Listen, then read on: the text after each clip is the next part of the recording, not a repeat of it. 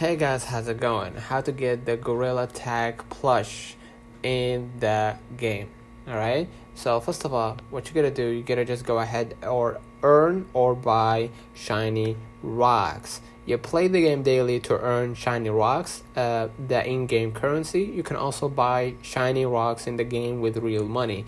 Visit the in-game store. Head over to the city map in the Gorilla Tag and enter the store. Look for various cosmetics like hats, masks, gloves, or other accessories that you can buy with shiny rocks. Check for seasonal events. Sometimes new or limited edition items are added during special events or updates.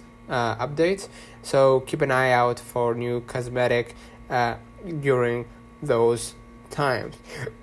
So let me know in the comments if this video helped you. Don't forget to like and subscribe, and thank you for watching.